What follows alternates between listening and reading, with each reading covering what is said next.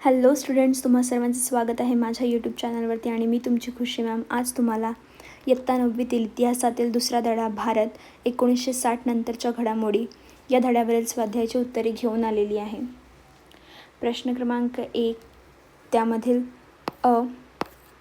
दिलेल्या पर्यायापैकी योग्य पर्याय निवडून विधाने पूर्ण करा. श्रीलंकेतील तमिळ अल्पसंख्याकांचा प्रश्न सोडवण्यासाठी पुढाकार घेणारे पंतप्रधान कोण होते? उत्तर अ. राजीव गांधी. भारतीय हरित क्रांतीचे जनक डॅश डॅश होते. उत्तर आहे क. Doctor MS Swaminathan. प्रश्न क्रमांक 1 मधील ब. पुढीलपैकी चुकीची जोडी ओळखून लिहा. 1. इंदिरा गांधी राष्ट्रीय आणीबाणी. जोडी बरोबर आहे. 2. राजीव गांधी विज्ञान तंत्रज्ञान सुधारणा. बरोबर आहे. 3. PV नरसिंह राव आर्थिक सुधारणा. बरोबर आहे. 4. चंद्रशेखर मंडल आयोग. चुकीची जोडी आहे. उत्तर आहे चंद्रशेखर देशाची आर्थिक परिस्थिती बिकट. प्रश्न क्रमांक 2 मधील अ. दिलेल्या सूचनाप्रमाणे कृती पूर्ण करा.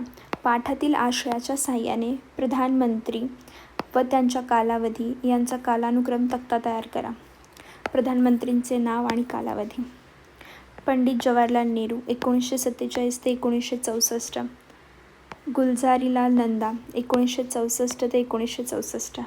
लाल बहादूर शास्त्री 1964 ते 1966. गुलझारीलाल नंदा 1966 ते 1966. इंदिरा गांधी 1966 ते 1977. मोरारजी देसाई 1977 ते 1979. चरण सिंह 1979 ते 1980. इंदिरा गांधी 1980 ते 1984. राजीव गांधी 1984 ते 1989. विश्वनाथ प्रताप सिंग 1989 ते 1990. चंद्रशेखर 1990 ते 1991. PV नरसिंह राव 1991 ते 1996. अटल बिहारी वाजपेयी 1996 ते 1996. HD देवगौडा 1996 ते 1997. इंद्रकुमार गुजराल 1997 ते 1998. अटल बिहारी वाजपेयी 1998 ते 2004. मनमोहन सिंग 2004 ते 2014. नरेंद्र मोदी 2014 ते अजूनही. प्रश्न ब. टिपा लिहा. जागतिकीकरण. ॲन्सर. जागतिकीकरण म्हणजे जगातील सर्व राष्ट्रांची मिळून एक बाजारपेठ निर्माण करणे होय. म्हणजेच जागतिक अर्थव्यवस्था निर्माण करणे होय. जागतिकीकरणामुळे आपल्या राष्ट्राशिवाय जगातील कोणत्याही देशाशी कोणालाही व्यापार करणे शक्य झाले. व्यापारातील नियंत्रणे नष्ट झाली. आर्थिक उदारीकरण घडून आले. उद्योग व्यवसायात आर्थिक गुंतवणूक होऊन याचा विस्तार झाला. रोजगाराच्या नव्या संधी निर्माण झाल्या. जागतिकीकरणाने अर्थकारण, राजकारण, विज्ञान व तंत्रज्ञान, समाज व संस्कृती अशा सर्वच क्षेत्रात बदल घडून आणले. 2. धवल क्रांती. ॲन्सर.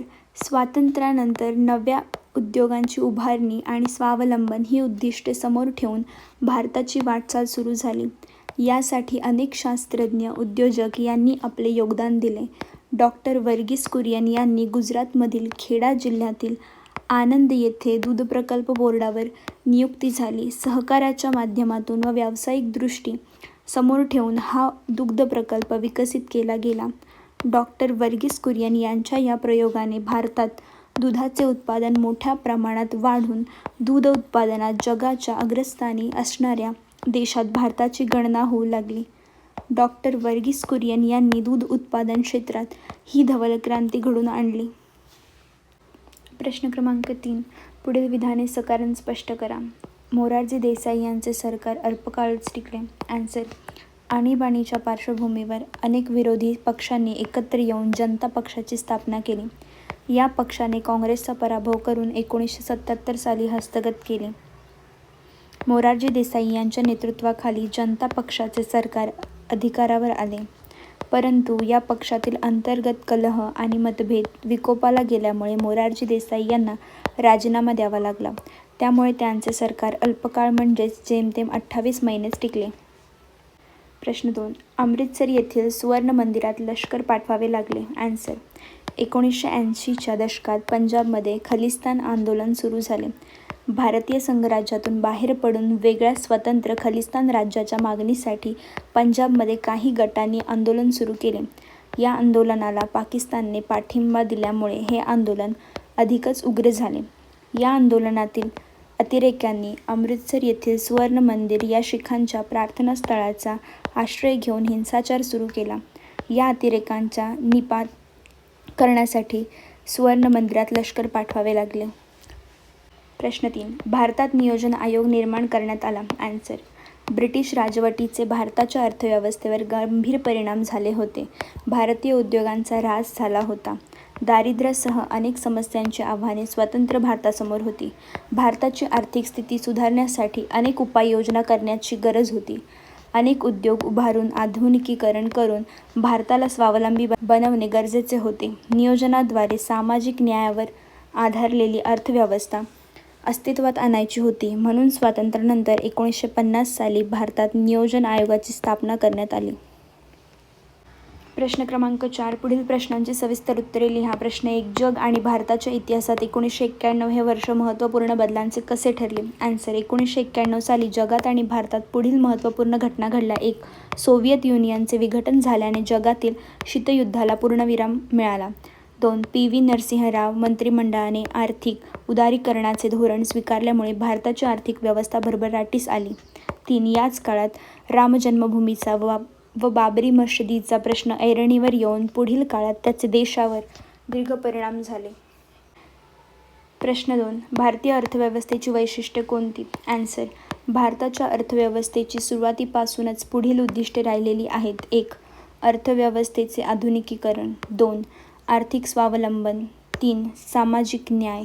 4. समाजवादी रचना. प्रश्न क्रमांक 5. पाठाच्या मदतीने भारतापुढील आव्हाने आणि भारताची बलस्थाने यांची यादी पूर्ण करा. भारतापुढील आव्हाने आणि बलस्थाने. उदाहरणार्थ भारत-पाकिस्तान युद्ध. विविधतेतही एकता. दारिद्र्य. नियोजनबद्ध विकासाचे धोरण व औद्योगिकीकरणावर भर. शेजारील राष्ट्रांची घुसखोरी व आक्रमण. अण्वस्त्र सज्जता. फुटीरतावाद. सशस्त्र लष्करी ताकद. तर इथे आपल्या स्वाध्यायावरील प्रश्नांची उत्तरे पूर्ण झालेली आहेत. व्हिडिओ आवडला असेल तर चॅनलला प्लीज सबस्क्राईब करा, व्हिडिओला लाईक करा, शेअर करा. भेटूया नेक्स्ट व्हिडिओमध्ये. Thank you for watching. बाय.